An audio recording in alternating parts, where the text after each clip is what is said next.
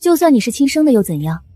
苏家继承人的位置只会是我的，爸妈的宠爱也只会是我一个人的。你永远都别想跟我抢。姐姐，我才是苏家真千金，是苏家名正言顺的继承人。我只想拿回本该属于我的东西罢了。紧急快报：苏氏集团经营陷入困境，宣告破产。苏氏夫妇因积劳成疾，已于今晚不幸离世。公司破产？爸妈，他们怎么了？怎么会这样？我一直以为公司一切正常。苏小姐，苏家拖欠我们项目款的事，还请尽快安排还款时间，我们走合法程序协商解决。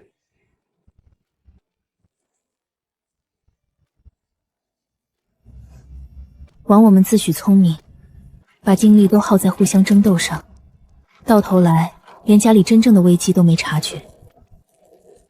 如果一切能重来就好了，我们活得可悲又愚蠢。如果有来世，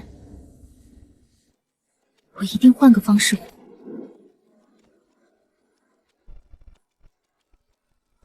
我重生了，距离高考还有1年，我们家还没破产，爸妈还在，一切悲剧都还没发生。整天就知道顶嘴，上课天天走神发呆。再这样，我直接请家长。老师，对不起，是我错了，我以后一定认真听课，踏实努力，好好备考，争取考上好大学。没搞错吧？这还是以前那个嚣张任性的苏念和？他以前从来不服老师管，今天居然主动道歉认错了。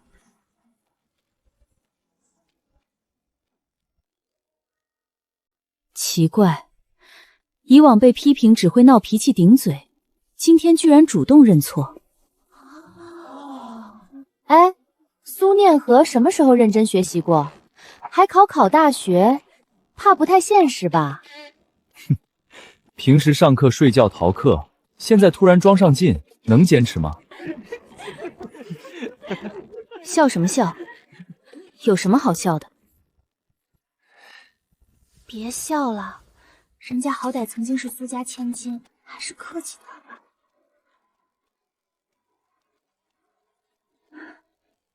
既然你认错态度诚恳，这次我就不追究了。下次上课专心听讲，不许再走神。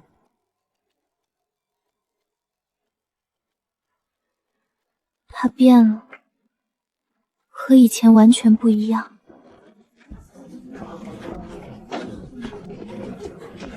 这一世，我一定要提前规避风险，拯救苏家，保住爸妈，改写所有人的悲剧命运。啊！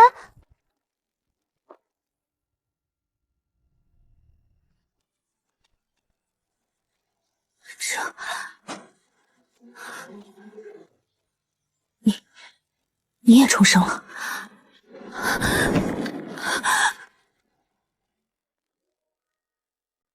我听不懂你什么意思。那你写的拯救苏家、拯救公司是什么意思？你怎么会知道苏家会出事？你跟我一样重生了，对不对？我不知道你在说什么，这些字只是我随便写的而已。你蠢不蠢？如果我们的目标是一致的，我们都带着前世的记忆，就不该再继续斗了。我们放下以前所有的争执和恩怨，一起联手拯救苏家，保住爸妈，改写我们的结局。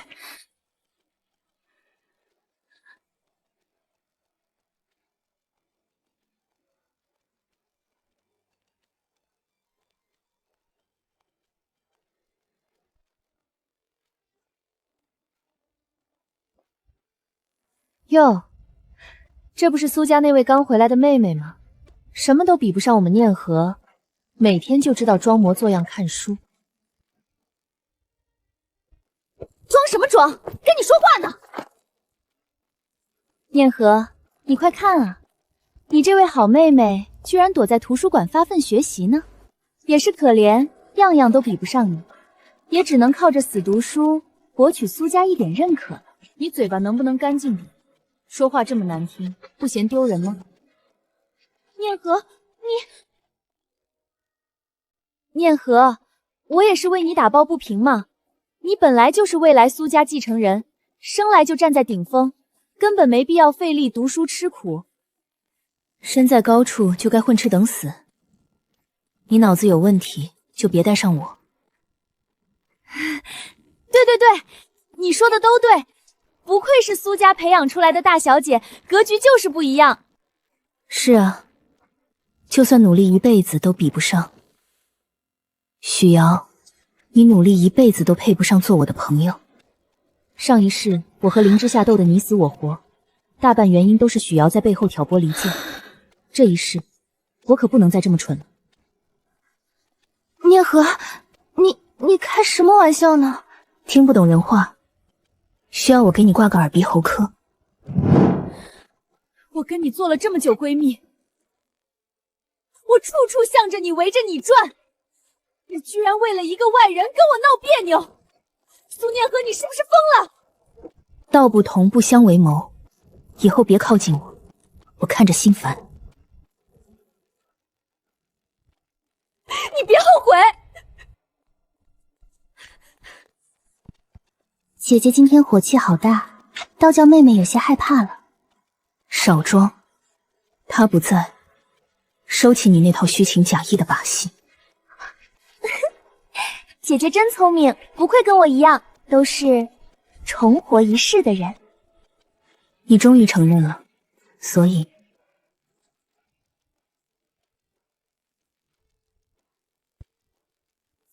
那就合作愉快了，好姐姐。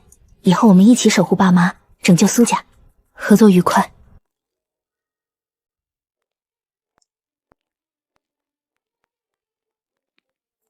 之夏，今天在学校累不累？有没有人欺负你？上辈子连看他一眼都是奢望，现在看他偏心，倒也挺亲切。再看看你，整天不学无术，迟早把苏家的脸丢光。再这样下去，你也别在这个家待了。妈，别骂念和了嘛，今天在学校是他帮了我呢。他帮你？他除了惹事还能干啥？你别老替他说好话。还是这副刀子嘴。妈，骂得挺对。他怎么不顶嘴了？以前的我确实不争气，所以为了不让你失望，我打算改改。改？你少给我惹事，我就谢天谢地了。这次月考，我把成绩提上来，甩掉垫底。就凭你，拿什么提？凭我脑子没坏，跟你赌一把，苏夫人。赌什么？我赢了，你答应我一件事；输了，以后你说什么我做什么，绝不再让你操心。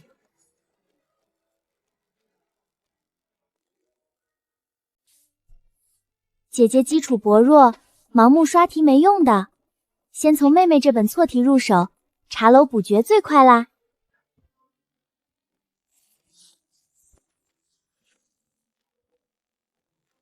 知道了，多谢。这还是姐姐头一回认认真真跟我说谢谢呢。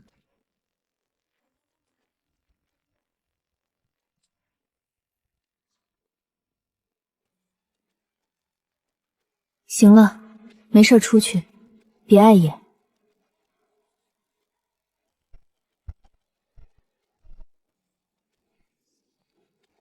哎呦，真是稀奇，倒数碴子也开始装努力了。上课天天睡大觉，体育课到装模作样背起书来了，演给谁看呢？就是啊，基础差还不肯承认，再怎么装样子能有什么用？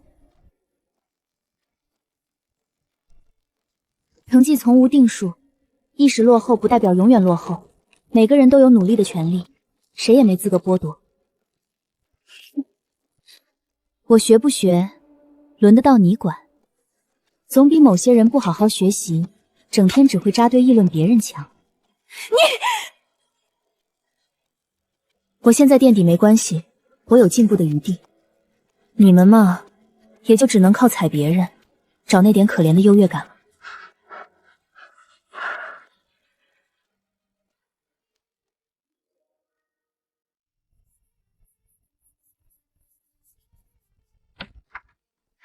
念和，这么晚了还在刷题，身体要紧，别把自己逼太紧了。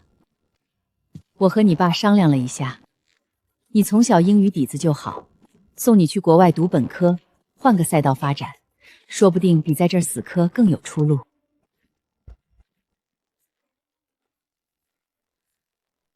我现在才高3上学期，一次周考没考就要换赛道，我不去。你怎么这么倔呢？这不是害你，是为你着想。我知道你是为我好，但我自己的路，我想自己走完。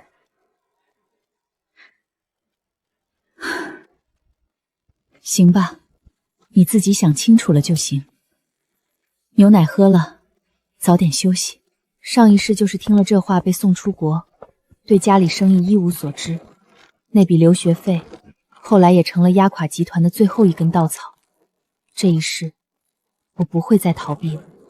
哟，苏念和，这次数学考得怎么样啊？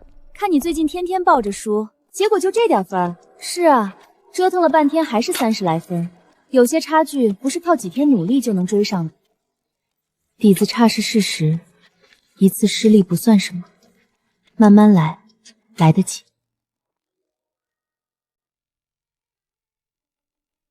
姐姐，我数学勉强还行，可英语实在太笨了，总拉后腿。姐姐记忆力那么好，能不能带带我呀？哼，120的勉强还行，少在这凡尔赛。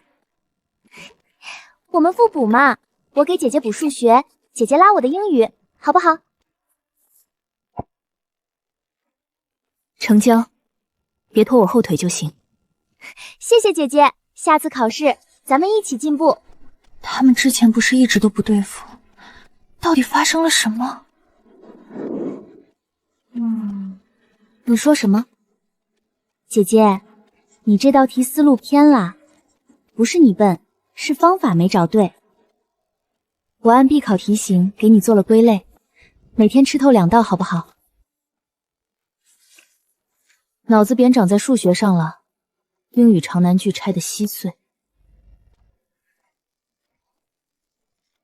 看主干，去修饰，按我的速拆技巧来，别用你那套死记硬背的笨办法。要是以前我们也像现在这样好，就不会白白浪费那么多光阴了。那得怪某些人以前不够坦率，整天只会耍些小心思。哎呀，某人以前也是个只长脾气的笨蛋呢。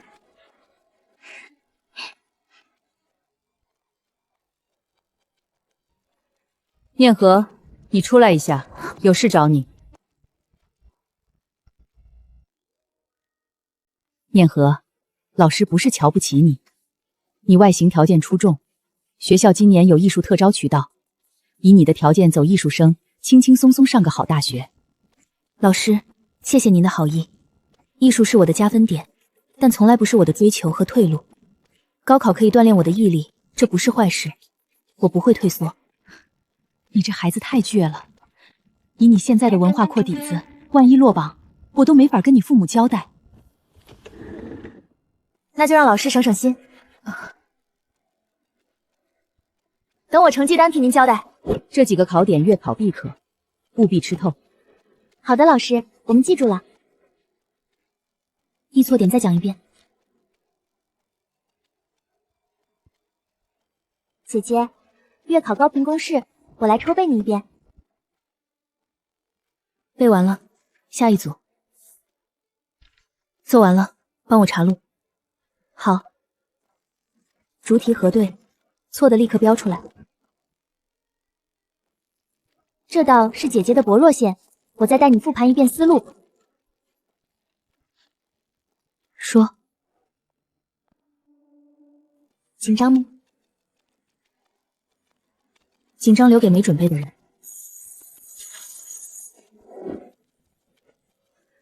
这题老师讲过，这次题目有点刁，不过问题不大。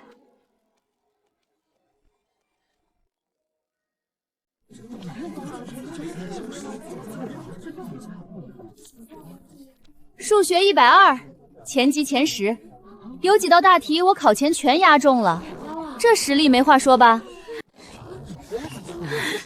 瑶姐太厉害了吧？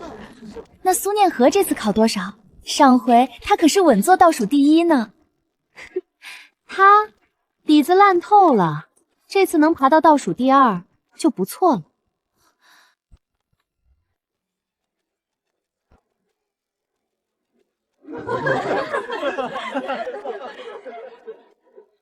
说够了没？吵死了！姐姐，别理会他们，排名已经出了，我们去看吧。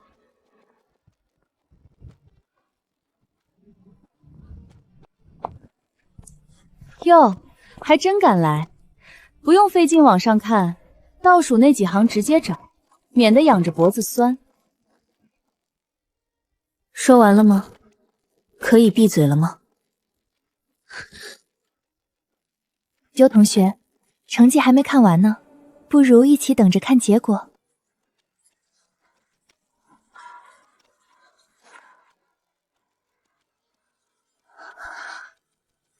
这怎么可能？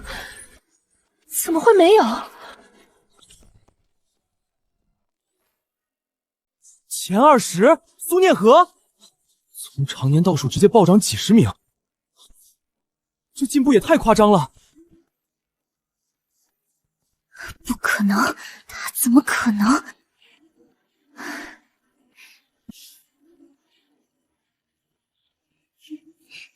姐姐真厉害！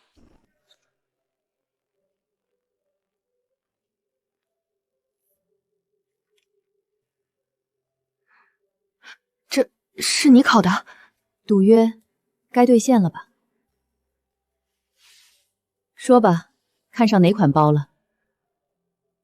还是又要换手机？我要吃你做的糖醋排骨。就这，做梦都馋。妈，姐姐刷题到半夜，念叨好几回了呢。好，我让王妈去买排骨。以前总觉得来日方长，把最普通的日子当成了理所当然，直到差点失去，才明白，一顿一家人一起吃的饭，比什么都珍贵。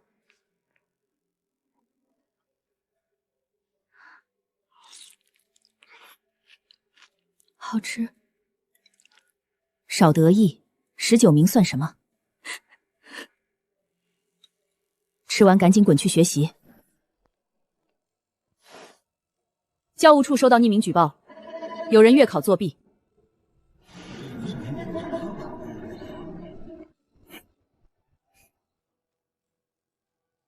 苏念和，成绩暂时取消，去教务处配合调查。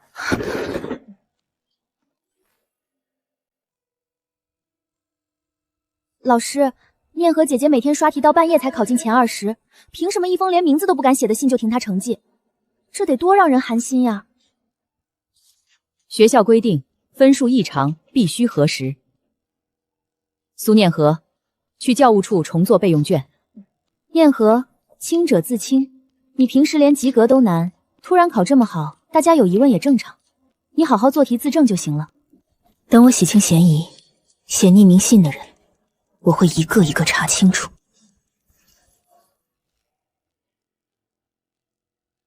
数学压斗，英语完成，文综材料。备用卷难度更高，你现场做，思路对就信你。做完立刻恢复成绩，查出举报人。能。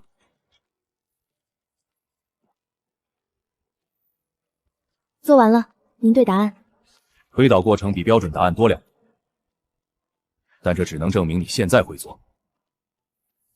举报信说你提前偷月考答案背下来，你怎么解释？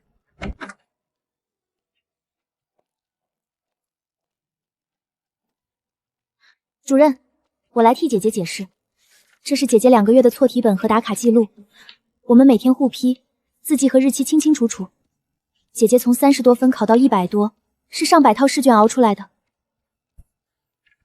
考前3周的批录，连长难句拆解都有。主任，考场监控也调了，他全程无夹带。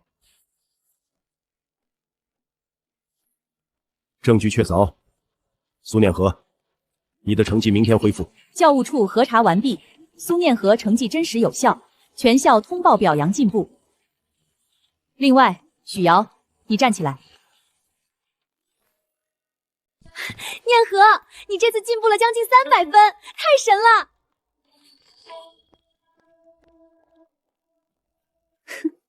班级20名，总分580，这分数连一本线都悬，你们激动什么？不知道的还以为他保送清北了。许瑶，人家毕竟进步了将近300分，你上次不也才考了470吗？我那是发挥失常。苏念和，清北理科题量线685，你差了100多分，你拿什么考？做梦吗？2个月题300，剩下280天，急什么？吹牛谁不会？你以为越往后分数越好题？真把自己当天才了？是不是天才不知道，但超过你，我做得到。许瑶，你花钱雇外校的人塞匿名信，被学校查出来留校查看，现在还有闲心管别人的分数？你胡说什么？谁雇人了？教务处已经在调查这件事了，证据确凿，你最好有个心理准备。下次再敢玩阴的，我不会只让你站起来了。回你的座位去。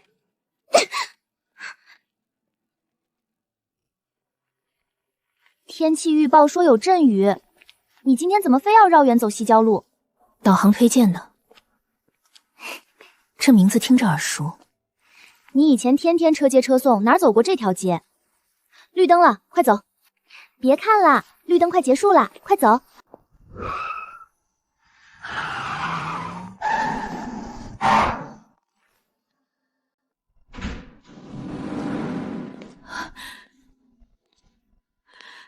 医生，我女儿怎么样了？命保住了，但苏小姐右臂粉碎骨折，情况比较严重，手术后最快也要10周恢复。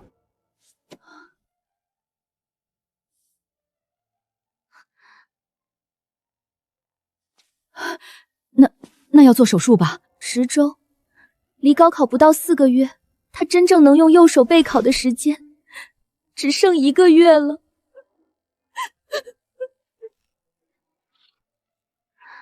你手也伤了，别削了，削个苹果而已。撞车那瞬间，我以为一切都完了。我也怕你又像以前那样，什么都自己扛。不一样了，这次有你。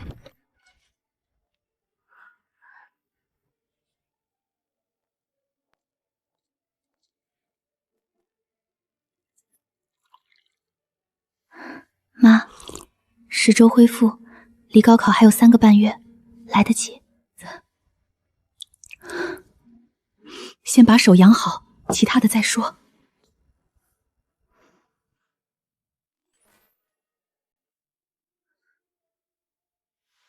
之夏又在写什么呢？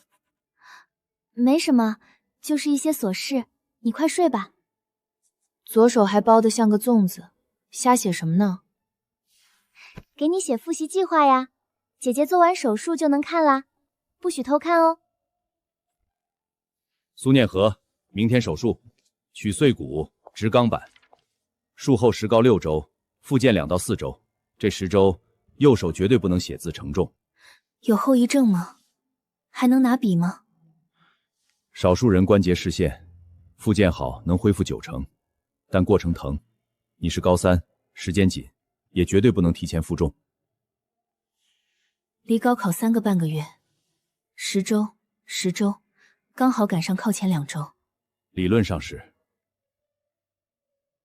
您主刀，我听话。右手废了就用左手。左手扛6周模考，右手好了立马换，绝不添乱。大夫，他说到做到，认准的事儿9头牛拉不回。行，明早8点手术，家属签字。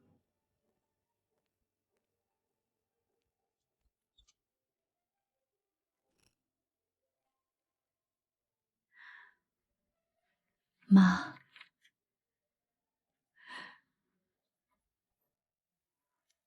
妈，签字吧，没事的。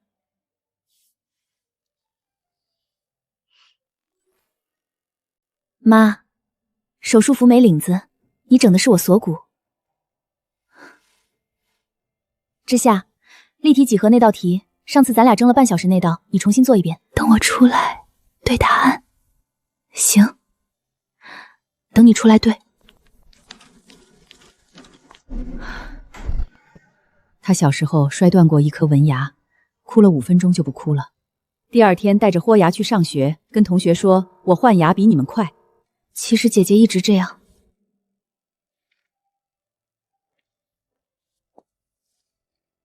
手术顺利，碎骨全部取出，钢板固定理想，大概半小时后醒。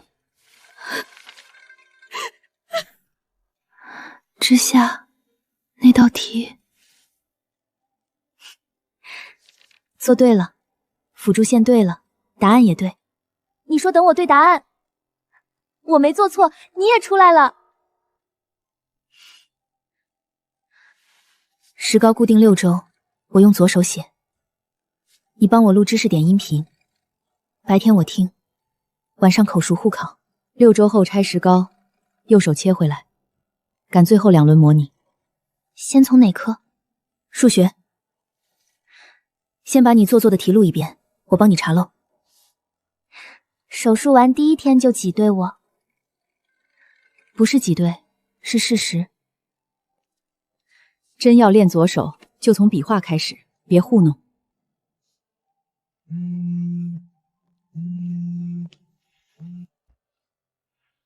念和，学校知道你的情况了，可以帮你保留学籍，明年再参加高考。身体最重要，别给自己压力。老师，我今年必须考。老师不是不信你，但是手部恢复需要时间，高考节奏紧凑，你太冒险了。老师，这10天我一直坚持用左手练字、刷题，已经完全适应左手书写。距离高考还有一段时间，我能把速度和工整度练到高考标准。我不想延期，我想跟大家一起走完这段路。既然你决心这么定，那你把近期的练字和试卷成果拍给我，我整理材料向学校专门申请，你等通知。好，谢谢老师。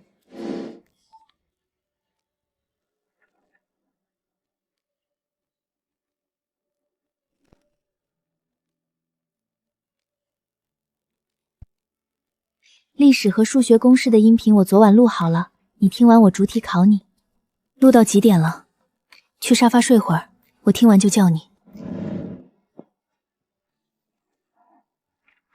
不困，我边看书边陪你。别硬撑，你要是困倒了，谁跟我对答案查漏？先喝口汤吧，歇一歇。妈，不到100天了，耽误不起。 100天也得吃饭休息，汤凉了就腥了。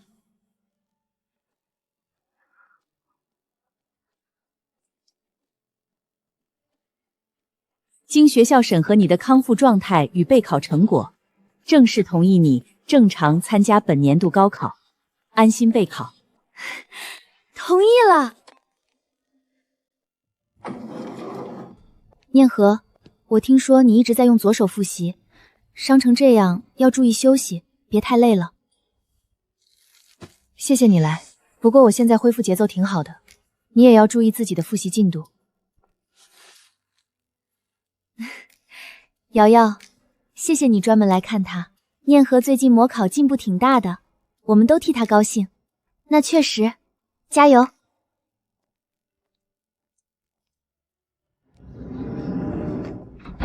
你刚才帮他圆了个台阶。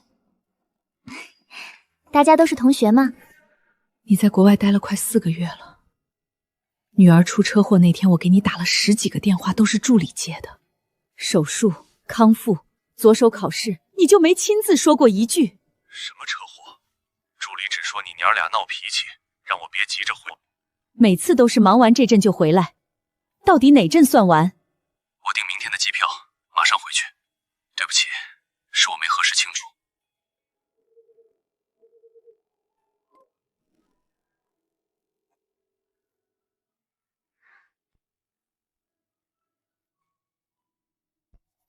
右手恢复多少了？70%，超过4小时会抖，够用了。每天康复1小时，高效刷题4小时，不做废动作。爸，你这横幅够醒目的。闺女，爸给你鼓劲儿呢。带伤上考场，爸爸必须到场支持。行了，别挡着孩子们的路。你们俩好好考，考完爸给你们做顿好吃的。走了，爸爸妈妈再见，我们会加油的。今年数学最后一题思路挺绕的，你答上来没？理综时间确实紧，选择题最后3道我没来得及检查。姐姐，大家都说题目有难度，你考得怎么样？手有没有不舒服？正常发挥。不管结果怎样，你能坚持考完就很了不起了。辛苦了，回家吃饭去。苏念和出了那么大的事，家里还能办这样的聚会，确实让人佩服。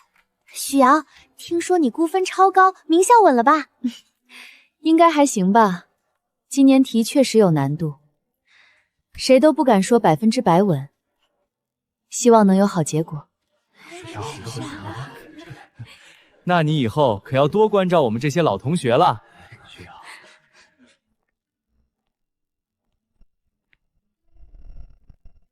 你们看，苏念和的手全好了。念和，手恢复的不错啊，这次考试还适应吗？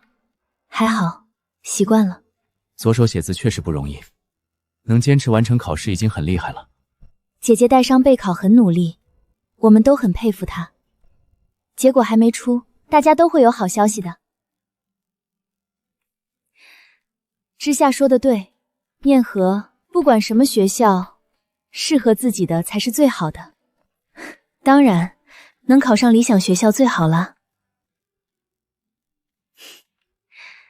希望我们都能如愿。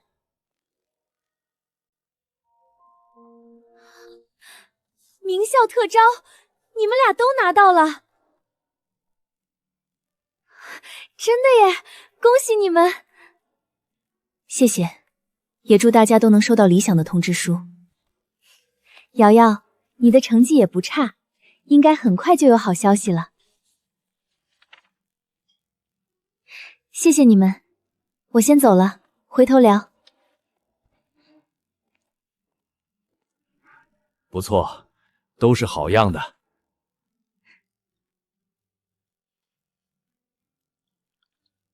你们能考上理想的学校，我们就放心了。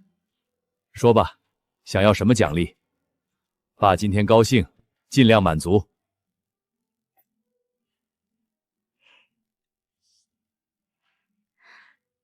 我们不要物质奖励。不要奖励？这可不像你们的风格。我们想让爸爸给一个承诺。承诺？什么承诺？爸，以后公司的一些决策，能不能也听听我们的想法？爸，您别误会，姐姐其实是想帮您分担。您一个人撑着苏氏那么大的公司，太累了。我们去名校学了知识，就是想以后能给您搭把手。行，你们长大了有自己的想法是好事。以后家里的事儿，我也多听听你们的意见。你们去读书，我和你爸也放心。正好，你们表哥也在那所学校的商学院读研，大家可以互相照应。表哥？哪个表哥？你大姑家的陆景行啊，他现在改名叫苏景行了，说是为了以后方便。你爸这几年一直资助他读书，小时候念和还见过。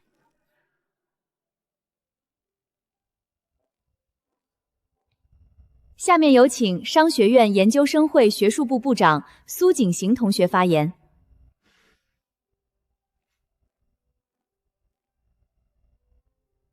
各位老师、同学，大家好。今天我想从苏氏集团的发展历程说起。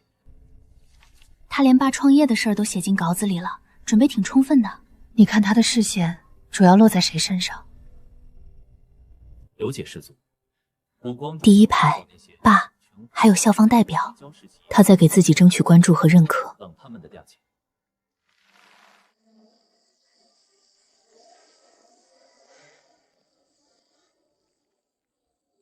父亲。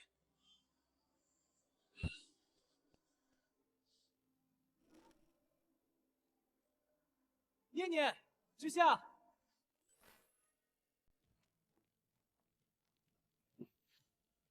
之下的拿铁多加了糖浆，念念的美式不加糖。大伯母之前提过你们的口味偏好。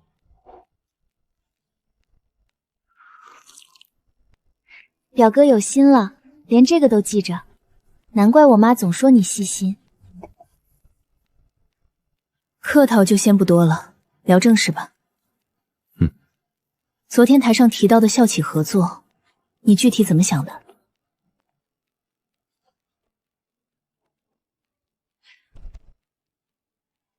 表哥，这第4章的成本分析方向跟爸上周会上提的思路很接近呢。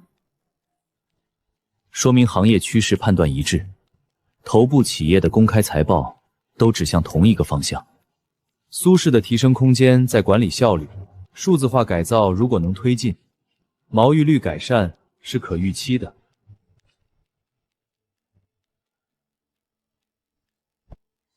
华南区上个月调整的仓储数据，你的资料里也有，这部分不属于公开信息范畴吧？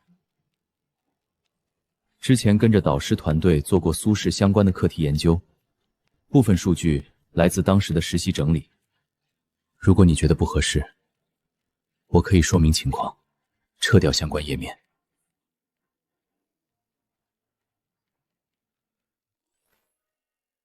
说实话，那份方案做的确实专业。如果表哥是真的想帮爸，这份材料拿去参考也是有价值的。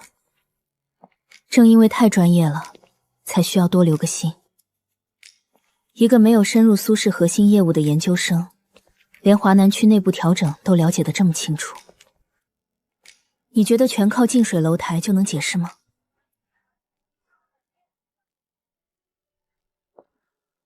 爸那个高管会上的数据，连我们都是后来才看到的。要么苏氏内部有人向他透露信息，要么他的接触范围比我们以为的要深得多。那我们现在怎么做？暂时按兵不动。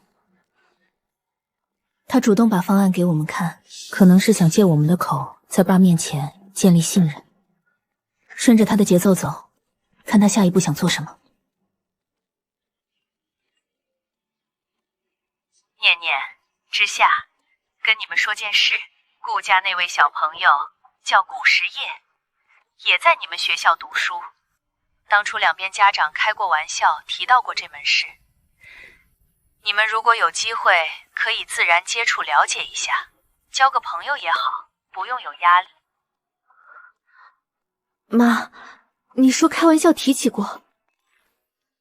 娃娃亲的事，就是提前告诉你，万一在学校碰见，别太尴尬。怎么了？娃娃亲？跟今天讲座这位？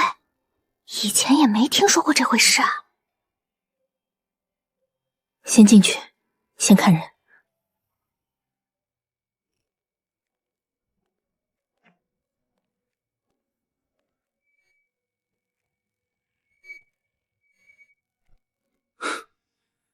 话筒激动的发抖，你们平时也这么热情？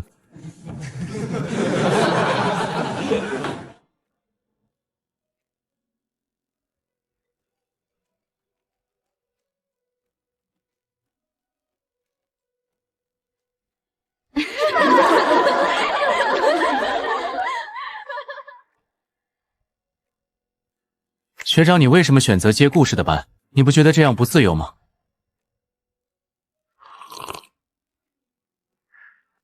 不接就停我的卡。不过接归接，我爸那套我不认同。以后各凭本事。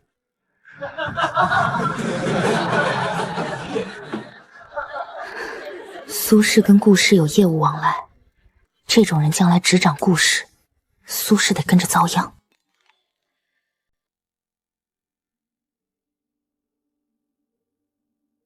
我查了，他在学校风评极差，换女友如换衣服，还挂了3科。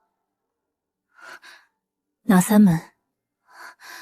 市场行销、企业管理、财务管理。顾氏最核心的3门课，他全挂了。等一下，他核心课全挂，但课外拿了创业大赛省级1等奖。论坛还有人扒出他在财经刊物发过匿名论文。他要是装草包，图什么？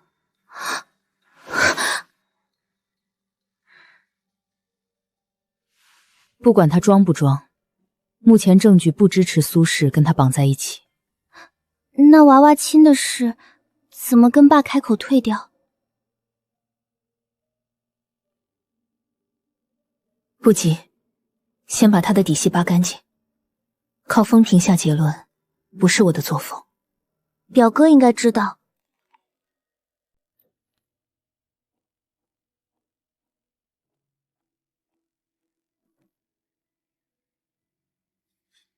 顾实业的事，你知道多少？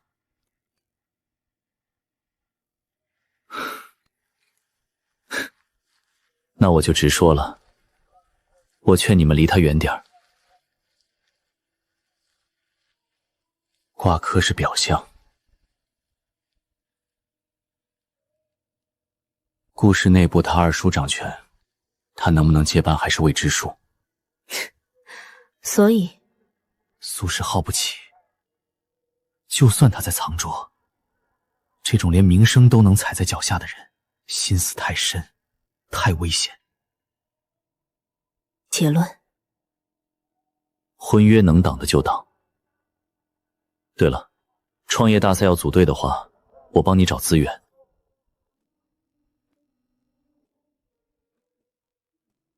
不用，谢了。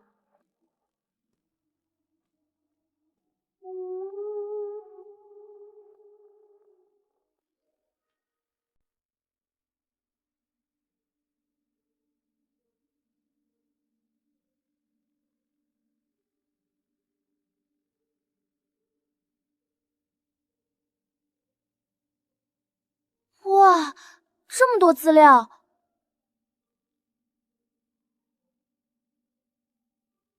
顾实业，苏景行给的防雷指南。表哥给的？他怎么连顾氏高层内斗的股权变弊图都有？表哥真厉害，连顾实业大一旷课去哪家网吧都查得清清楚楚，简直就像专门盯梢的一样呢。盯谁？盯顾实业还是盯我？姐姐，你看，打印日期是昨天。他昨天就知道你要问顾实业的事。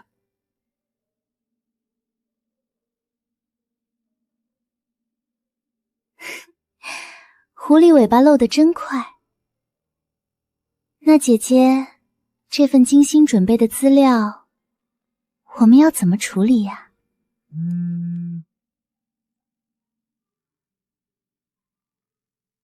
顾时成，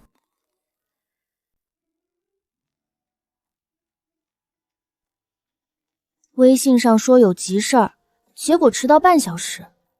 姐姐，顾家这位少爷架子真大，迟到是想掌握主动权。他今天要是说不出个所以然，那份防雷指南正好砸他脸上。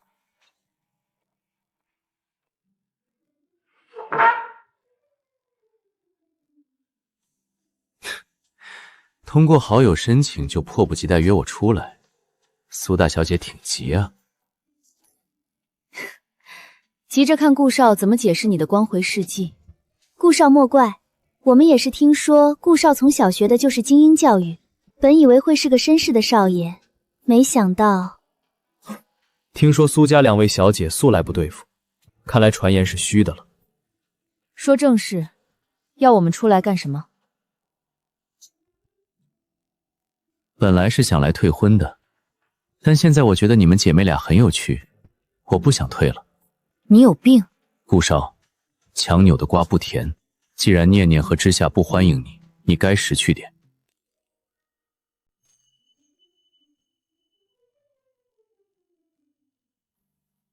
表哥，你怎么知道我们在这儿？我刚好路过。路过？苏景行，少在这装护花使者。离开苏家资源，你还能证明自己吗？离开顾家的支持，你又能做到什么？有意思。既然这么看不上我，敢不敢打个赌？念念，别理他。下周学校的苏氏集团研究比赛，我已经帮你们报名了，就赌这个比赛，赌你们进不了决赛。要是进了，我当众端茶认错；要是没进，你就答应我一个条件。念念，别答应他，他故意激你。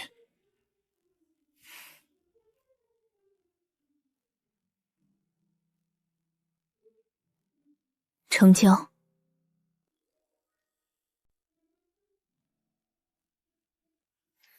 行，3个月后，准备好丢人。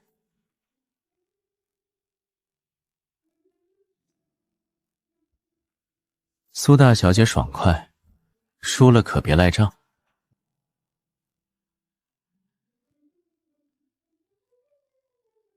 念念，你太冲动了。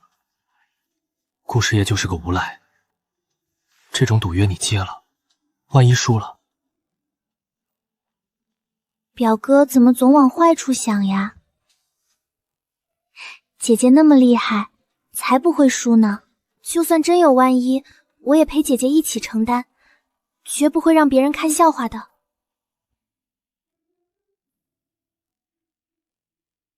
听见没？闭嘴，看戏就行。念姐，苏氏实业近5年的物流数据全爬下来了。不过这数据有点奇怪，华南大仓的损耗率比行业平均高了3个点。突破口在这儿，温婉，做图表，死磕冗余，包在我身上。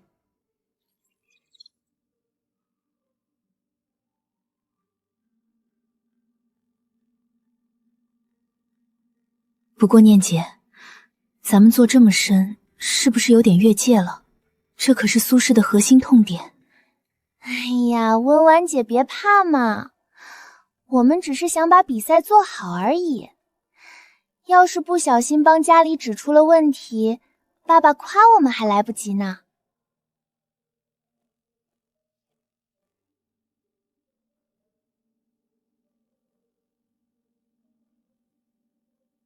拿第一是顺便，查下嗲才是正事。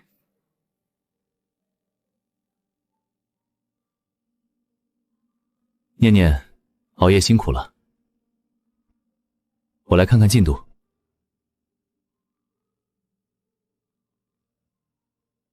没问题，很专业。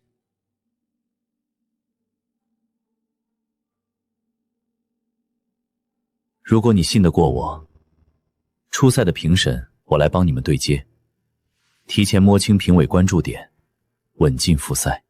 他一个研究生，怎么对华南大仓的数据这么敏感？快看，苏念和团队初赛第1，分数比第2名高了20分。你没看指导老师写的是谁吗？苏景行啊，有颜会主席带飞，谁都能赢好吗？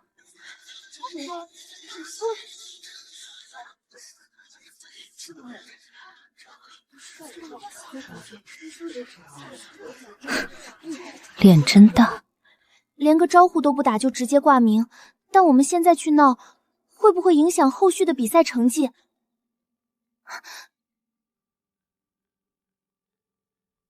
狐狸尾巴终于露出来了。这俩评委，他配接触，拿我们当垫脚石呢。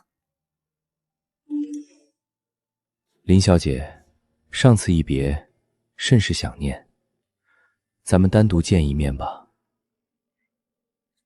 怎么了？哦，没事，没事，垃圾信息。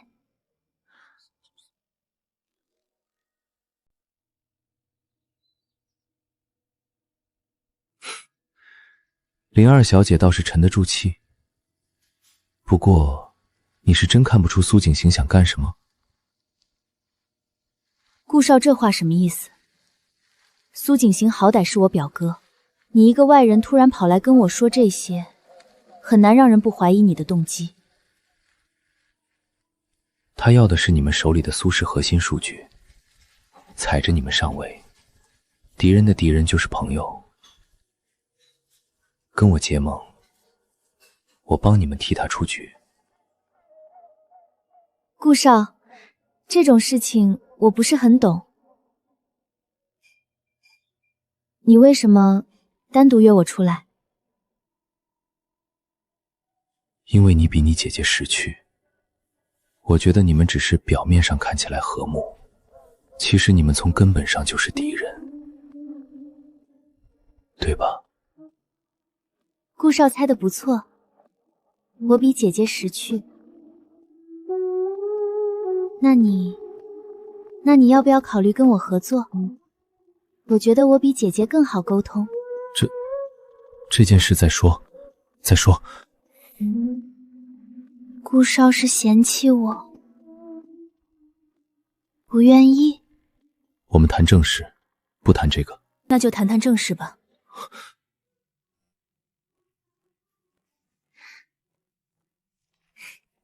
姐姐，怎么不晚点出来？我还没聊够呢。算盘珠子都崩我脸上了，顾少，这挑拨离间的戏码，你跟哪部上世纪肥皂剧学的？招不在心，管用就行。谁知道你们姐妹俩不仅不私，还合伙套路我。顾少刚才不是还要跟我联姻吗？怎么，我姐姐一出来你就变卦了？林二小姐，玩笑开过头了，我们还是谈谈苏景行吧。没兴趣。既然你连我们姐妹的关系都没摸透，你的情报网也不过如此。之下，走。赛事规则更新了，按照惯例，研究生带本科生，成果归研究生。第一负责人必须是我。念念，你委屈一下，做第二作者。你写过一个标点符后吗？连核心数据模型都是我们自己跑的，你挂个名就算了，还想抢一作，不怕答辩的时候露馅儿？答辩有你们在，我只需要负责统筹。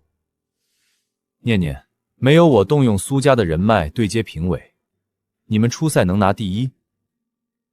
做人要懂得感恩。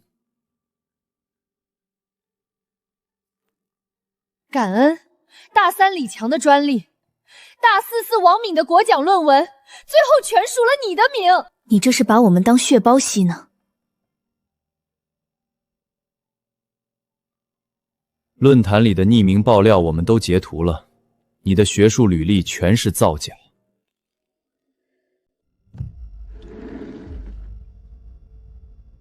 爆料算什么证据？方案现在绑定在我的系统账号下，第一负责人的权限在我手里。不按我说的做，我直接点撤稿，那大家都别想顺利参赛。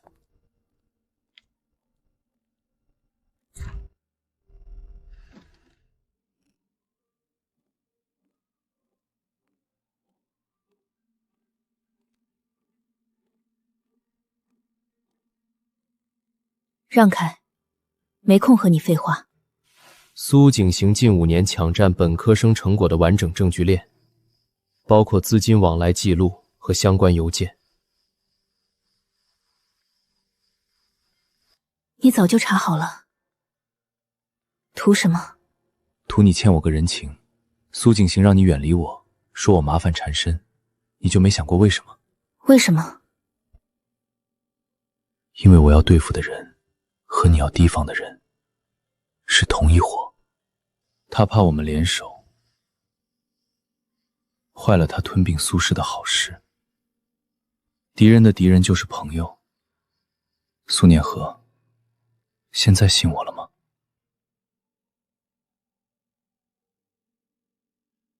苏景行，你既然做了这些事，就该承担后果。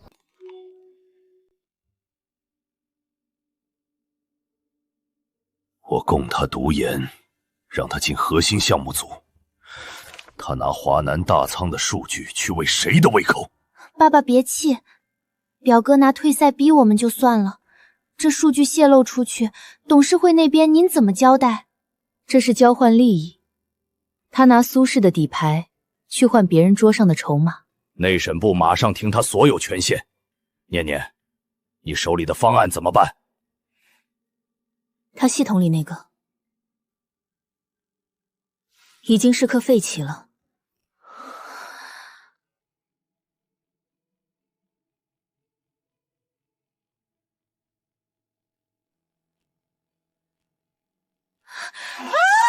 校内网那点破权限还想卡我们？直接把底层逻辑抽出来发国家级核心期刊，这波降维打击绝了！那苏景行明天提交复赛方案会怎么样？查筹率100%。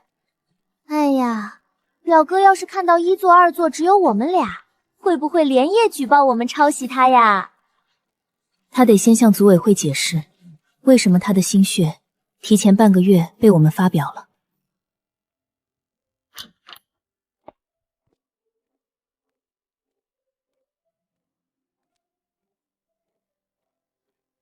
哎呦，两个大忙人可算舍得放假回家了。这寒假这么长，你们俩有什么打算？是想先去哪里旅个游放松一下，还是在家好好陪陪我？大三正是关键的时候，哪能天天想着玩？正好苏景行停职以后，集团内显准部和战略部空出了几个核心实习生的位置，急需新鲜血液。你们学校经管学院今年有没有什么靠谱的好苗子推荐？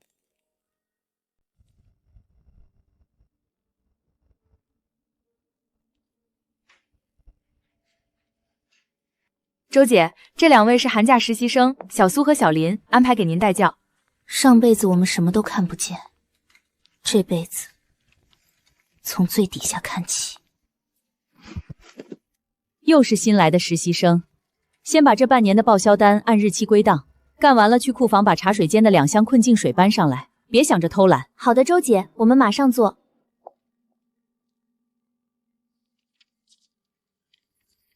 碎纸机滤网更换，单次3800，一个月换3次，不止呢。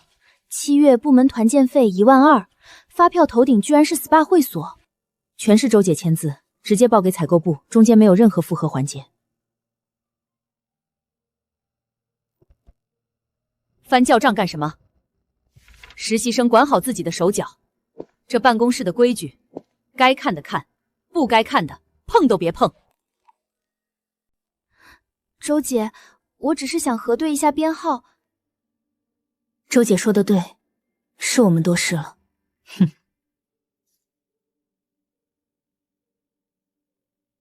反应这么大，肯定有猫腻。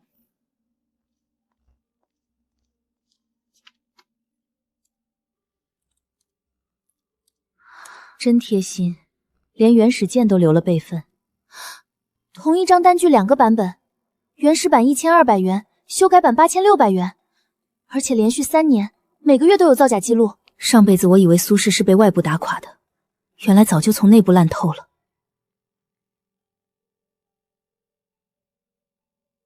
姐姐，看最下面那个隐藏文件夹。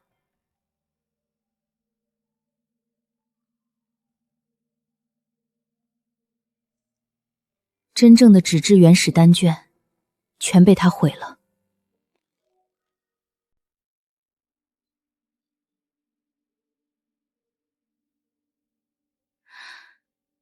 找到了，金额全卡在49.99，刚好避开财务总监的2级审批。3年，每月固定4笔，算算总数，一个月2万， 3年就是70多万，这还是行政部一个口的，要是算上采购部，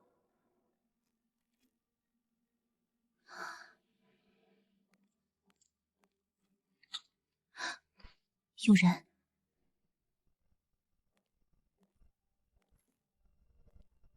你们在干什么？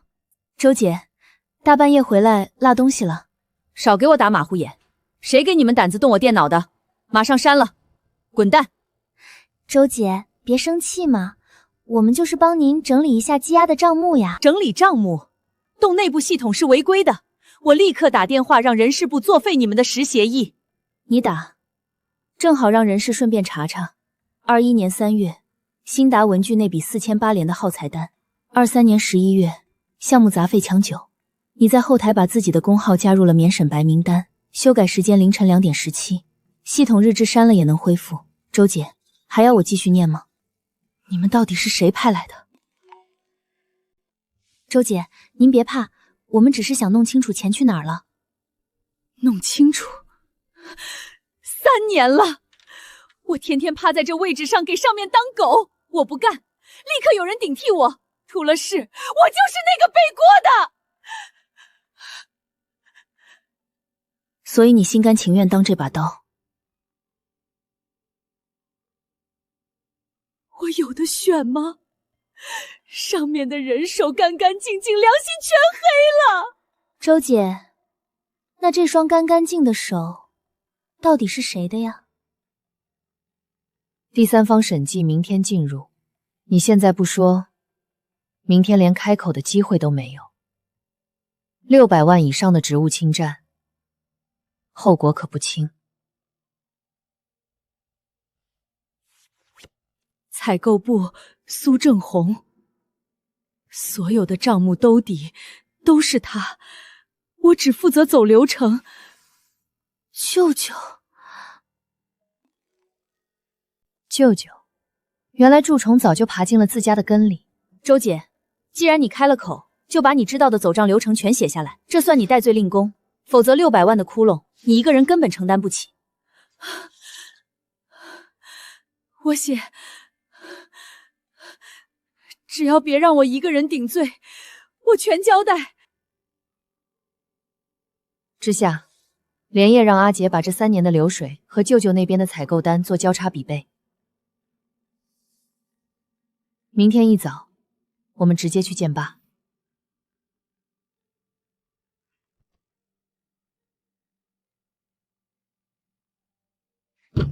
苏正红，他可是你们的亲舅舅，苏家待他不薄，他就是这么回报我的。每一笔造假都能层层审批通过，说明内审部早就被他渗透了。他在采购部10几年，人脉盘根错节，公司已经被他当成了自家的提款机。我一直知道基层有小动作，没想到竟然已经烂成了系统。爸，如果走公司内部核查，肯定会打草惊蛇。舅舅一旦听到风声，把证据全销毁，再推个替罪羊出来，我们就拿他没办法了。内险绝不能碰，必须防着舅舅狗急跳墙。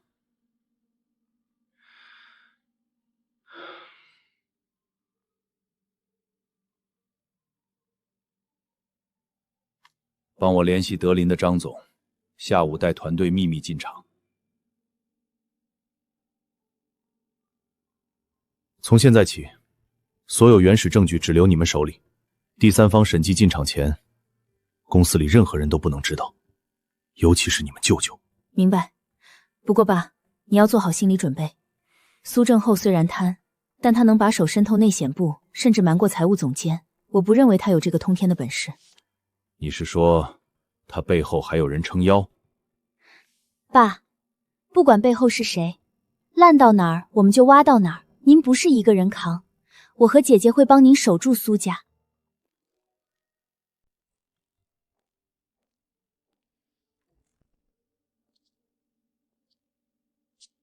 念念、之夏，你们过来，明天跟我去顾家退婚。刚才景行打电话来说，那个顾实业不仅挂科不学无术，还自身难保，你们不能跟这样的人来往。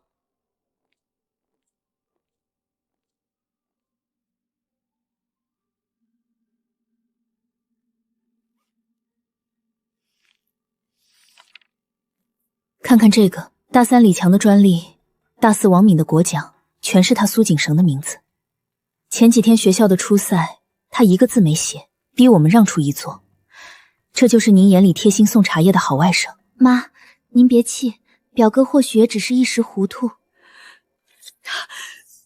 他怎么敢在学校这么欺负你们？他今天能拿顾实业挑拨我们，明天就能拿苏氏的机密去换他自己的前程。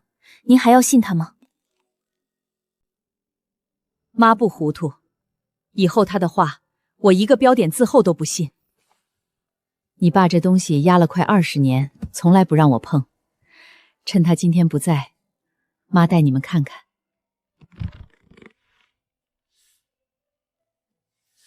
这人叫沈鹤亭，当年你爸下海拉着他一起，两人吃一锅泡面，比亲兄弟还亲。沈鹤亭，从没听爸提过。这是他们定做的兄弟信物。后来苏氏做大，两人突然翻脸，你爸把苏沈改成苏氏，沈鹤亭就彻底消失了。姐姐，上个月我听见表哥打电话提过一嘴姓沈的长辈，你确定是姓沈的？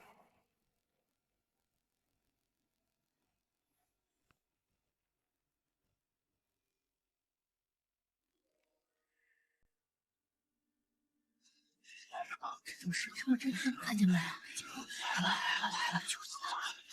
董事长的亲闺女，装什么实习生？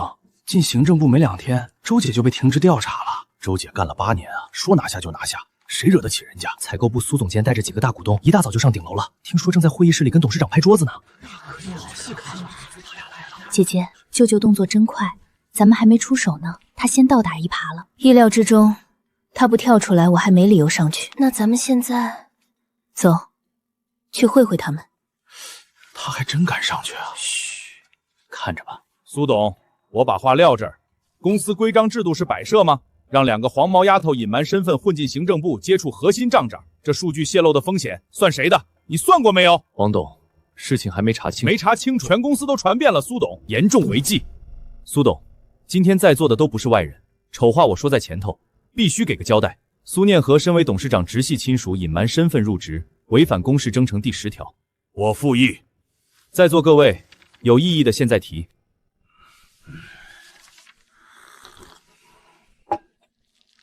李董，你这是在逼我。苏董，我这是在替全体股东说话。您要是护短，那咱们就按程序走，开临时股东大会投票。李董，你看看，这么急着赶我走，是怕我查账查到您头上吧？放肆！苏董，你看看他这个态度，这就是你苏家的教养。一个实习生闯董事会，我闯不闯得了这个门，不是您说了算的，倒是李董您。周姐经手的那几笔采购款流水我都打出来了，您要不要现在对一对？苏念和，这里没有你说话的份儿，我不同意这样的决定。苏董，你让女儿在公司乱来，这是公私不分。哼，要交代，这就是交代。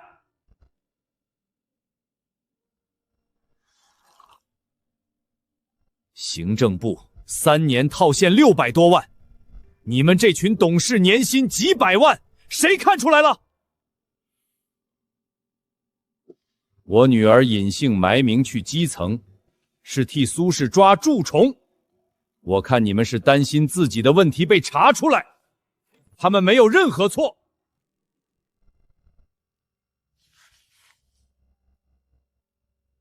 抓蛀虫，姑父。您怕是被这2个人骗了吧？景行，谁让你闯进来的？我也是苏家人，为了苏氏的未来，有些话我今天必须说。各位董事，你们还指望这2个人接班苏氏？苏念和根本不是苏家亲生的，她只是个占了别人位置的养女。啊！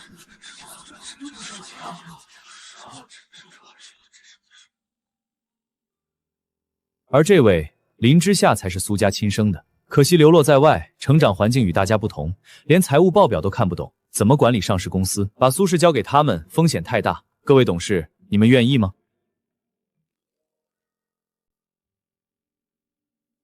苏景行，你一个靠苏氏资助读研的外人，谁给你的权限进董事会？姑父，我是苏家的血脉，也是商学院的研究生。各位董事看清楚了，一个鸠占鹊巢的养女，一个乡下长大的亲生女儿，连基础财报都看不懂，你们敢把几十亿的盘子交给他们，怎么都不说话了？刚才哪几张破报销章闯董事会的气势呢？之夏，你敢说你看得懂资产负债表吗？表哥问的对，我从小在乡下，确实没见过世面，看那些密密麻麻的报表就头晕。各位董事听见了吧？姑父，我这商学院高材生不比这两个啥都不懂的小丫头强。是啊，表哥学历高。我看不懂付账目，只能用最笨的法子，把采购部近3年的单据一张张抄下来，做了个对比模型。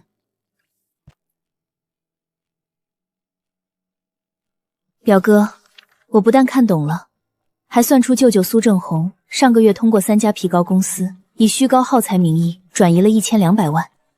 你这么懂管理，这笔账你怎么没算出来呀？胡说八道！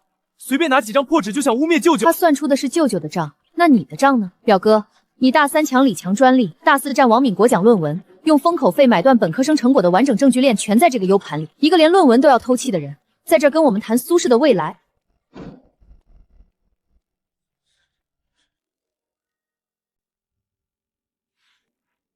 苏景行，我供你吃，供你穿，送你进最好的商学院，我把你当亲儿子看，你就是这么报答我的。姑父，您别听他们胡说，这 U 盘是假的。苏念和恨我抢了他的风头，他故意捏造证据整我。捏造？这是5名受害学生的联名举报信复印件，这是你名下3个海外账户的流水公证，这是你用苏氏内网发出的威胁邮件溯源记录。表哥，这些东西学校纪检委也有一份哦，你猜他们会不会开除你啊？不可能，你们怎么查到的？你太让我失望了，从今天起，苏氏停掉你所有的职务和资助。姑父，我错了，我是一时糊涂，您再给我一次机会。你先出去。表哥，别急着哭，你一个学生，没那么大胃口吞下华南大仓的数据。谁在背后给你撑腰？谁教你拿苏氏的底牌去换前程的？说。没人。表哥，职务侵占加上商业机密泄失，相关责任并不轻，你真要一个人承担吗？我说是。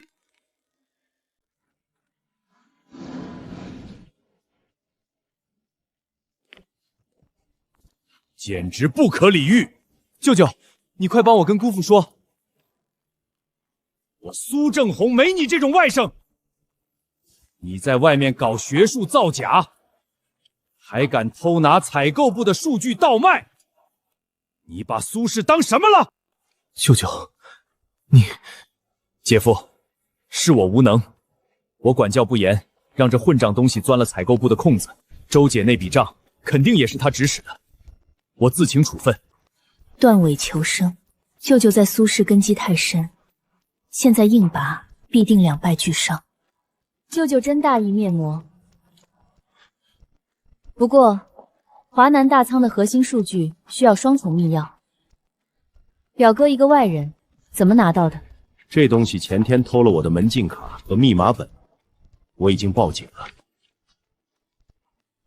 姐夫，该怎么判怎么判，我绝不包庇。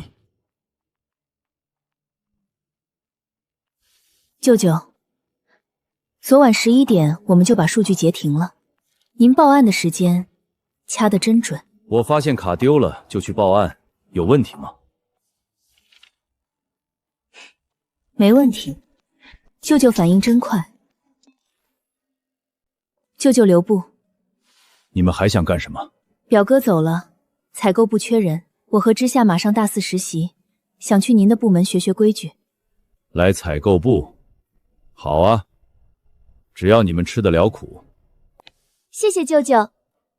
听说华南大仓下个月要全面盘点，我能去库房负责清点吗？库房又脏又累，你想去就去。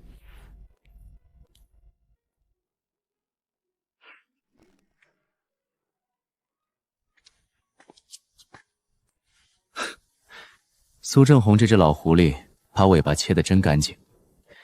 你们进采购部就是送羊入虎口。顾少又来偷听。我是来送筹码的。苏正红洗钱的底层户头，我手里有。真的？交易条件：下个月顾氏股东大会，苏氏出面替我站台，压制我2叔。苏氏不掺和顾家内斗，没门。成交。你疯了！姐姐，我们需要那个户头。顾少，一言为定。还是02小姐识时务。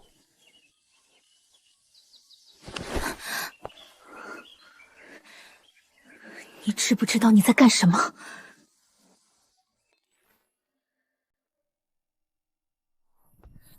你知不知道你在干什么？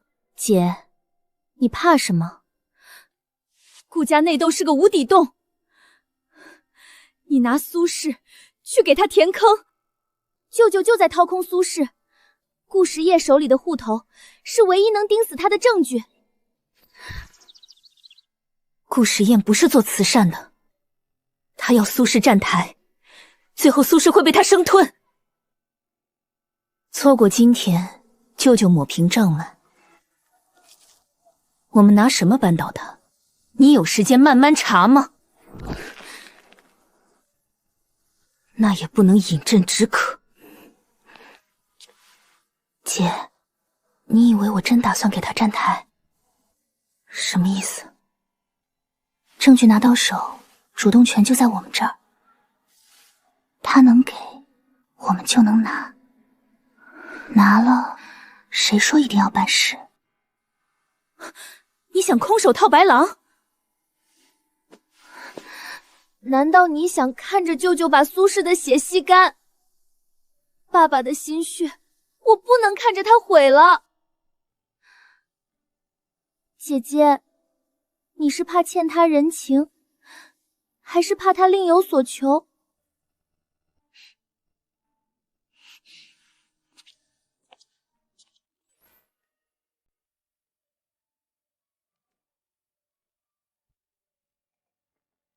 姐姐，还在为白天黎明道的事生气呀？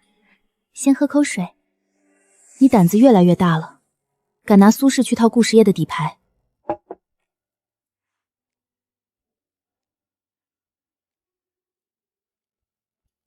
姐姐说的对，但我也是为了速战速决嘛。你看，顾少已经把底层户道的明细发过来了，证据是很全，但直接交上去，舅舅肯定会推个替罪羊出来顶罪。所以人家才想替姐姐分担一点呀。我们不如引蛇出洞。拿个假诱饵，逼老狐狸自己跳出来抢。顾少给的那个海外户头查实了？实了呢，资金流水全导出来了，都存在那个红色 U 盘里啦。海外户头，苏小姐这是要查谁啊？10年了，缝补的再密也是块破布。这 U 盘一交上去，到时候有他们后悔的。姐姐，这东西搁公司里，我总觉得不太安心呢。谁说放公司了？锁我家书房保险柜里了。苏家的门还没人敢踹。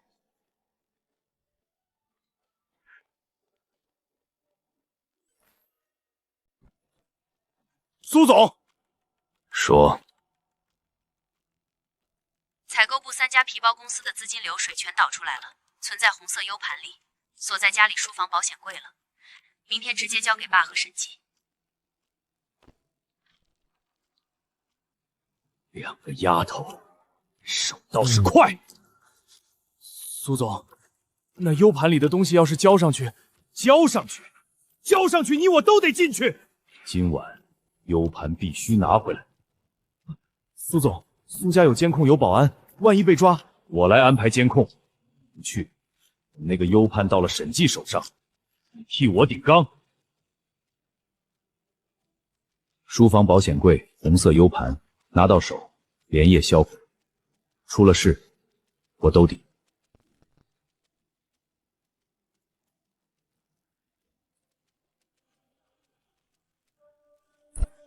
谁？站住，不许动！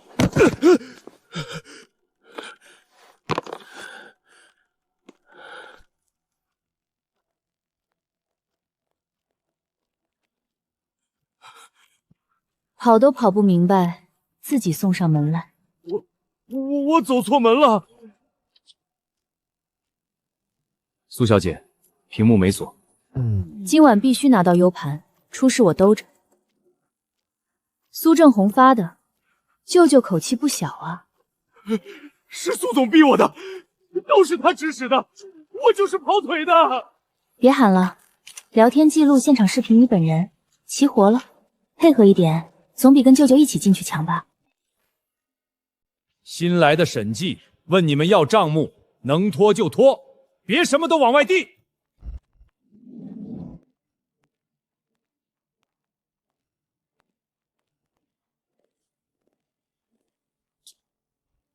苏正红，你因涉嫌职务进占罪，现依法对你采取强制措施，请配合。你们搞错了，我要打电话给我的律师。有什么话，留着到局里慢慢跟我们说。带走。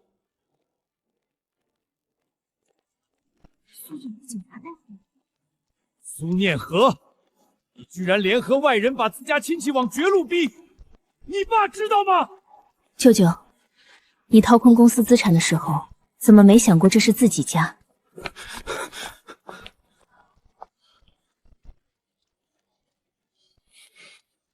念和，我知道了，证据确凿，随他们去吧。公司绝不包庇任何人，参与过造假的，现在主动交代从轻处理，死扛到底的，别怪公司不留情面。金针的门永远开着。各位自己选。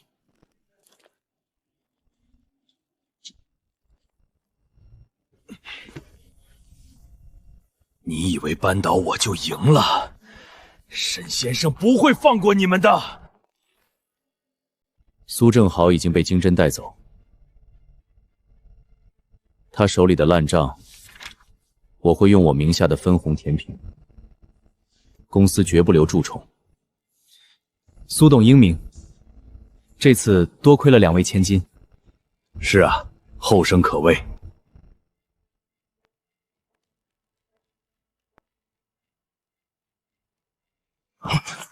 贺婷，相册里的那个男人。苏思成，20年不见，你这椅子坐得挺稳。你怎么进来的？保安呢？进自己的公司。需要保安拦吗？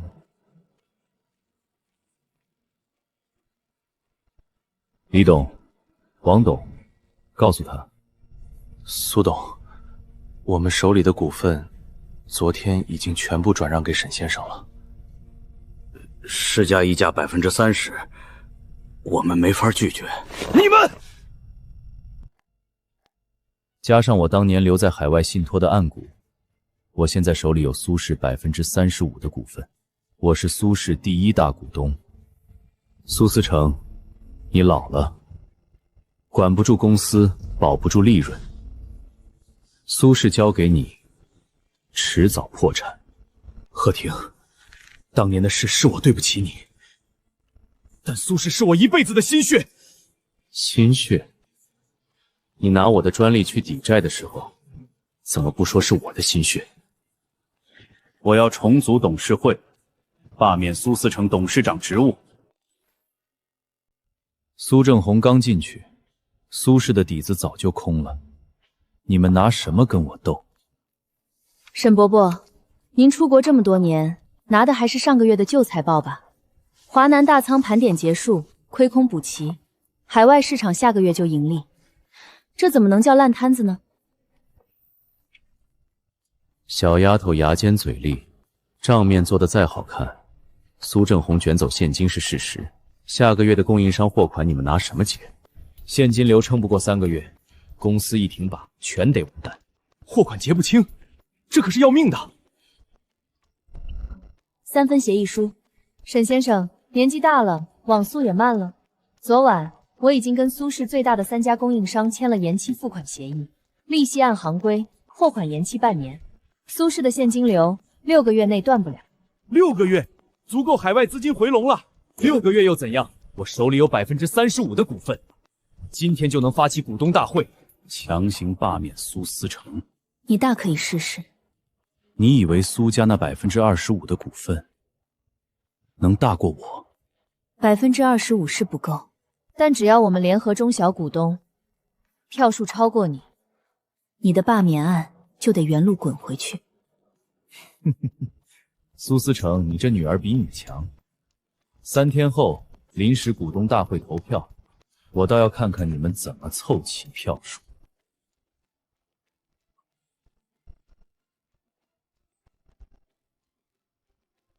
好好享受你最后的董事长时光。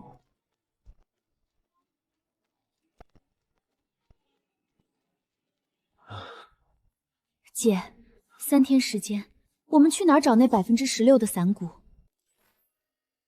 李董、王董倒戈，沈鹤亭手里是实打实的35%，我们加上几个铁杆老臣，勉强凑到38%，还差12%，这12%全在散户和几家投资基层手里。没用的。鹤亭既然敢定下3天之约，他肯定已经跟那些机构打过招呼了。他在华尔街的背景，没人敢得罪。不是怎么知道？明天一家一家去敲门。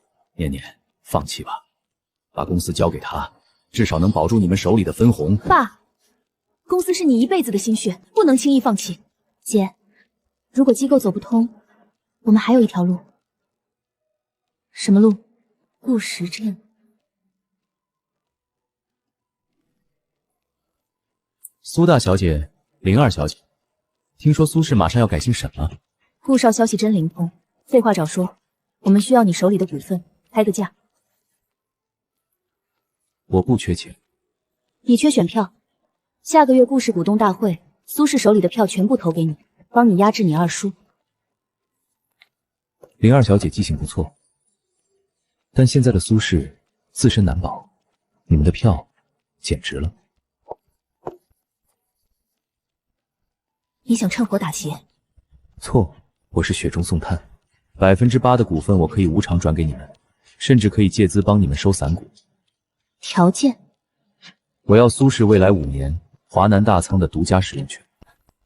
华南大仓是苏氏的物流命脉，给了你，苏氏就成了顾氏的附庸。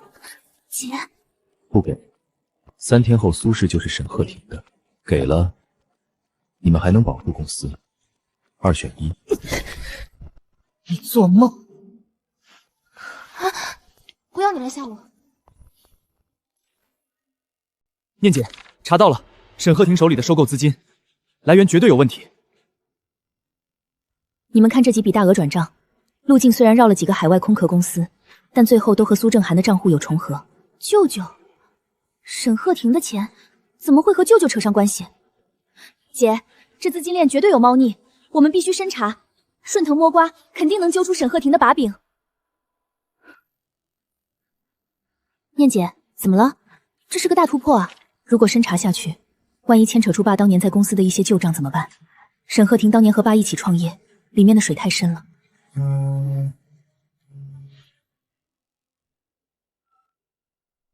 喂，爸。念和，你们查到的事，我听说了。爸，我怕。查吧。不管查到谁，不算查到，就算查到我头上，爸都认。爸不怕，苏氏不能落在一个被仇恨蒙蔽的人手里。好，我知道了。念念，我刚才拉下老脸去问了沈鹤亭的老婆。妈，您去找他了？他跟我透了底，他说沈鹤亭这几年一直恨你爸，但更重要的是，沈鹤亭现在的合伙人手脚根本不干净，你们赶紧往那个方向查，别走弯路。听到了吗？查，给我查到底！念姐，大发现！查到什么了？你们看这个资金流水，沈鹤亭用来收购苏氏股份的资金里，有40%全都是来自舅舅苏正红转移到海外的赃款。他拿舅舅掏空我们公司的钱来收购我们公司。沈先生，看看吧，你用来收购苏氏股份的钱，到底是从哪儿来的？几张离岸公司的流水单而已，我不知道你在说什么。不知道？那你听听这个。沈先生，钱已经洗干净了，全在那个账户里。逐条眼睛。沈总，这资金要是涉嫌洗钱，这收购案就全完了呀。40%的收购资金，全是苏正红当年转移到海外的赃款。沈鹤亭，你拿我们苏家被掏空的钱来买我们苏家的公司，这些证据足够证监会查你3年。好手段，说吧，你们想怎么样？放弃恶意收购，苏氏不追究你使用赃款的责任。你可以保留手里的股份，老老实实做你的普通股东。你比你爸聪明。不是聪明，是公平。让我考虑几天。好。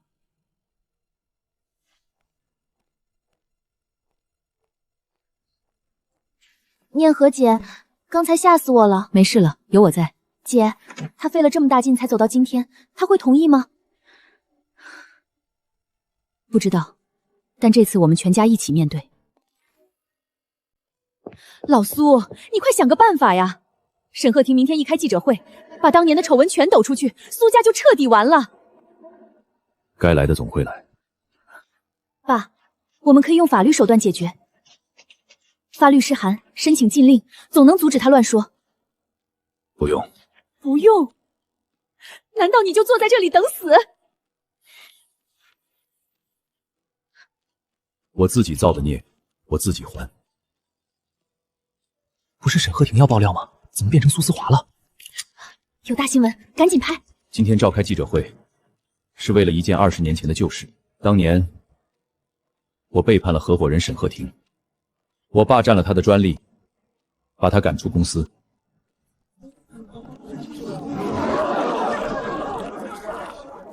他居然当众自曝丑闻！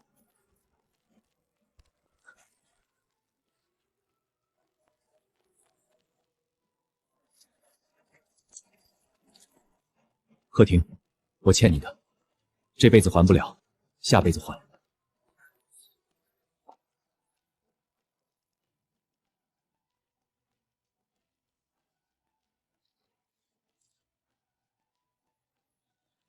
苏董事长这胆魄真是不容易。苏思成，你宁愿当众自毁名誉，也不受我的威胁，好一招釜底抽薪。女儿拿资金流水的证据来逼我，老子又在媒体面前来这一出苦肉计。你们苏家人真够狠的！你用这种方式还债，苏思成，你赢了。苏思成，这是我最后的条件，你让出董事长的位置，彻底退出管理层，我就停止手里的收购案，苏氏依然保持独立运作。这算是给苏家留最后一点体面了，总比公司直接改姓沈强的多。好，我同意。不行，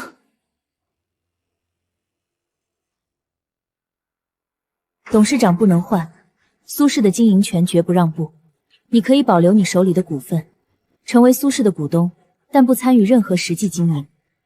苏氏每年按利润给你分红。让我拿钱当个甩手闲人？苏念和，你凭什么觉得你能跟我谈条件？凭这个，这是20年前你和我爸签的创业协议复印件，其中第7款第3条写得很清楚，若一方被迫退股，另一方需按当时公司市值的3倍进行回购。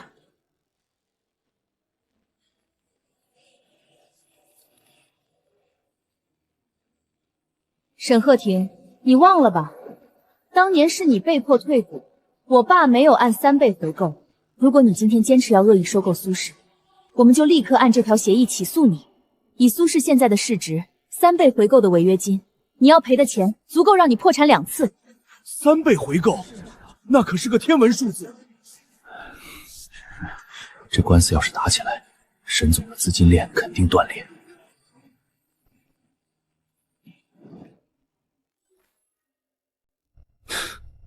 你养了2个好女儿，贺婷，我欠你。我签，经营权我不争了，收购立刻停止，但股份和每年的分红1分不能少。好。沈鹤亭，我们是经侦局的，你涉嫌利用非法资金收购苏氏股份，请配合调查。我的资金完全合法。苏念和女士提供了完整的证据链，包括你和苏正红通过离岸公司转移赃款的记录。苏思成，这是你的局，谈判就是为了拖住我。我欠你的债已经当众还清，但你用赃款收购，触犯法律，这不是我们能私了的事。苏念和，你够狠，连谈判桌都是陷阱。沈伯伯，路是自己选的。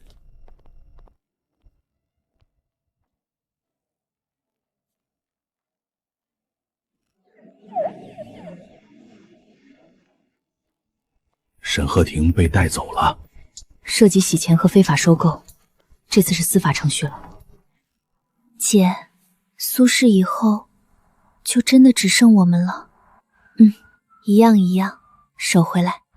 老苏，公道有了，咱们翻篇吧。回家吧，明天还有硬仗要打。一起。苏总，字赶紧签了吧，公司现在元气大伤，留下来也是等死，大家说是不是？是啊，资金链刚缓过来，业务全丢了。赵董觉得苏氏没前途了。你们2个小丫头片子懂什么管理？沈鹤亭是走了，但苏氏的底子也空了，我可不陪你们过牙家。要走的不留，但要走的请想清楚，苏氏半年后就会反弹，到时候再想回来，门都没有。从今天起，苏氏启用全新管理团队，所有主管及以上岗位全部公开竞聘，能者上，庸者下。胡闹！把我们这些跟着你爸打天下的老臣往哪儿搁？你们2个小丫头能管好公司？全公开竞聘，那咱们也有机会了。能不能管好，拿数据说话。这是苏氏1季度的业绩，整体虽然下滑，但核心的华南大仓业务已经止跌回升，利润率比去年同期还高了2个点。啊，苏念和，这怎么可能？我相信我女儿，也相信苏氏，谁要是不信，大可以现在就走。念和的意思就是我的意思，苏家的天现在由她们姐妹俩撑着。留下来的人，苏氏绝对不会亏待。想走的，现在就把辞呈递上来，我立刻签字，绝不挽留。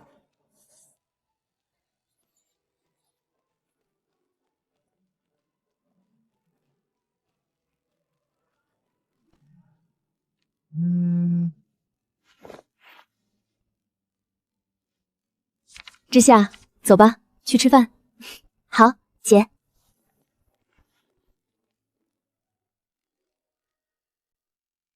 之夏，你跟妈说实话，这是什么？你要去留学？妈，你听我解释，我没打算去。没打算去？哈佛商学院的录取通知书都寄到家里来了，你一直藏在抽屉里，是不是打算临走前才通知我们？不是的，妈，这是我半年前申请的，那时候公司还没出事。现在苏氏刚稳定，姐姐一个人忙不过来，我不能走。你也要走？你姐姐天天长在公司里，连个人影都见不得，现在你也要出国去，这个家还像个家吗？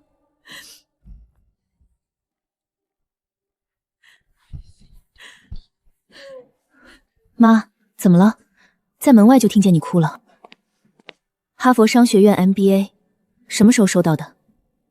上周，姐，我已经决定放弃了，明天我就给学校发拒信。去。姐，苏氏现在正是在大换头的关键时候，我走了，你一个人怎么行？苏氏有我，你的梦想不该因为我放弃。可是姐，你一个人太累了，那些人背地里还盯着我们，我怕你累也要撑。我是苏家长女，你去哈佛回来就是苏氏的王牌。夏夏，去吧，爸支持你。苏氏保住了，你们该飞多高就飞多高。既然你爸和你姐都这么说，去吧，妈支持你。等你回来，我们姐妹俩一起把苏氏做大。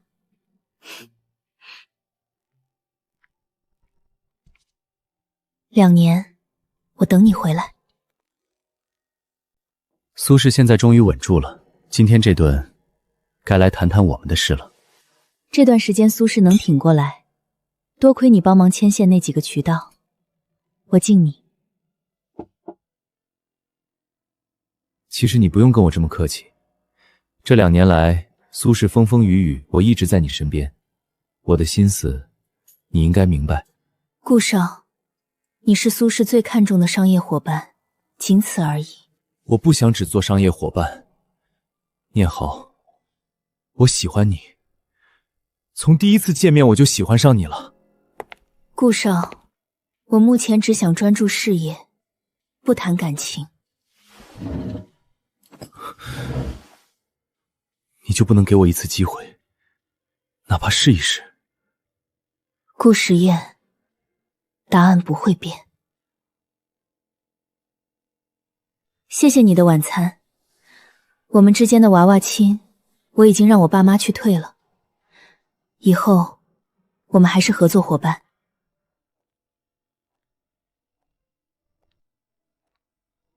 先生，还需要上甜点吗？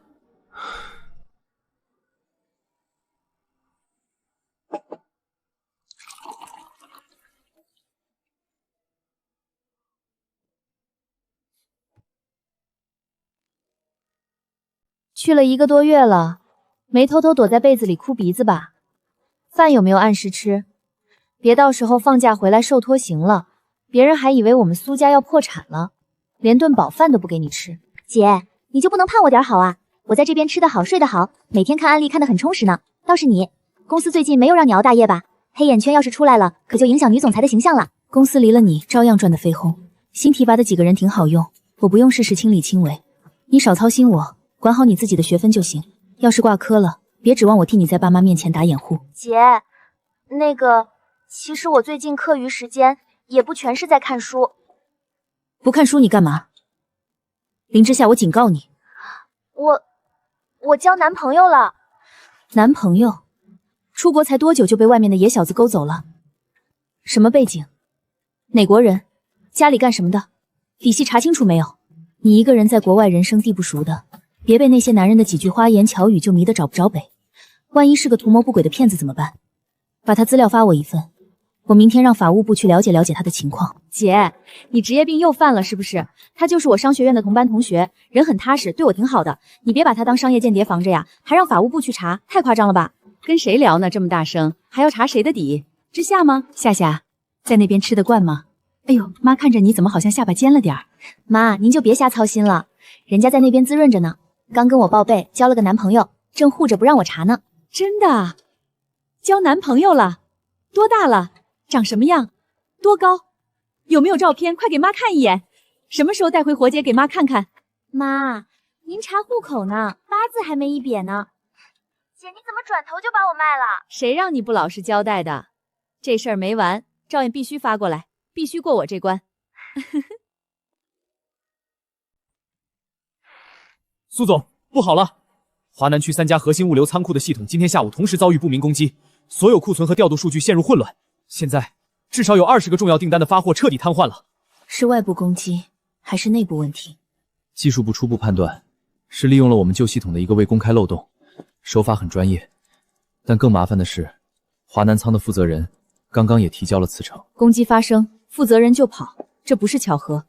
立刻封锁华南仓所有权限，启动备用系统，通知法务部准备报案。可是苏总，客户那边正在疯狂投诉，董事会可能明早就会问责。我来处理董事会，你现在要做的是止损，把损失控制在最小。天亮之前，我要看到用尽预案的完整报告。明白。爸，这么晚了还没休息？睡不着，看到你书房的灯一直亮着，就知道你肯定遇到事了。坐。华南仓出事了，系统被攻击，数据瘫痪，负责人跑了。像闻到血腥味的鲨鱼一下子都扑上来了。是冲着你来的，也是冲着苏氏刚稳下来的元气来的。以前您在的时候，就算有问题，他们也会掂量掂量。现在他们觉得我太年轻，苏氏大病初愈，正是趁你病要你命的时候。当年我也遇到过供应商集体违约，那时候我一个人扛着，觉得天要塌了。后来呢？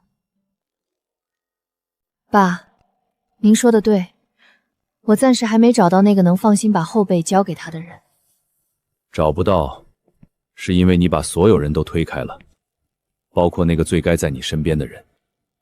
苏念和，华南仓的火还没扑灭，竞争对手的谣言又起来了。现在2家大客户暂停谈判，董事会要召开紧急会议，讨论你下不下台，你到底行不行？苏总，3家核心客户的违约索赔函已经到了，我在处理。处理？我看你是束手无策。苏氏大病初愈，经不起你这么折腾。违约索赔函立刻转交法务部评估每一份，启动应急预案，按合同争议条款应对。告诉客户，苏氏会负责，但绝不是按他们趁火打劫的条件。负责？拿什么负责？苏念和，董事会的耐心已经耗尽了，火灾原因还没查清，竞争对手的谣言已经让我们的股价跌了5个点。你父亲当年……董事，火气这么大，不如先喝杯茶冷静一下。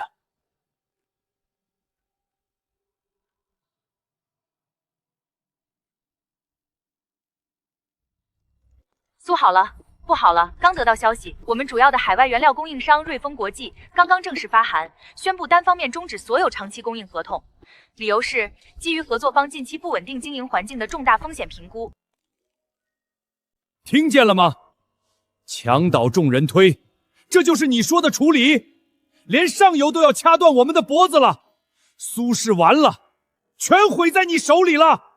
立刻接通法务总监和供应链所有一级主管，5分钟后紧急线上会议。另外，调取瑞丰国际近3年所有合同履约记录、沟通记录，特别是近期有无异常的人为接触或利益输送痕迹。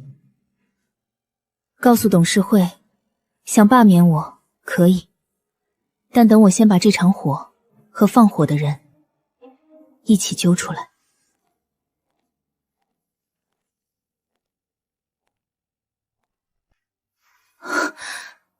姐，之夏，你不是还有半年才结业？提前修完学分回来了，机场落地就听说公司出事了，电话打不通，我就直接过来了。这边是烂摊子，你不该回来。苏氏是咱们俩的，有事当然一起扛。我不是回来添乱的。路上我连线了学校的导师和我男朋友。华南仓的漏洞，他们有最新的修复方案，效率翻3倍。另外，我物流专业的同学能紧急调度一批备用运力，先解发货的燃眉之急。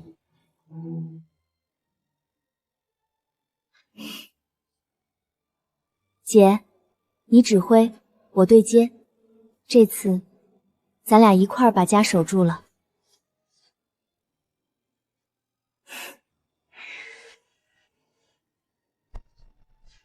好，苏总，华南仓系统全面恢复，20个瘫痪订单全部重新发货，3家客户撤回索赔函，其中2家还追加了下季度订单。姐，利恩达的合作意向书也到了，报价比瑞丰低8个点，愿意签3年长约。让瑞丰等3天再回复，告诉利恩达，条款重新谈。苏总，华南仓跑路的负责人在深圳被控制了。背后指使人是盛达集团副总裁，证据链完整，可以起诉。走法律程序，该承担的责任1分都不会少。姐，这场火总算灭了。灭了。姐，谢谢你一个人撑了这么久。这不是还有你吗？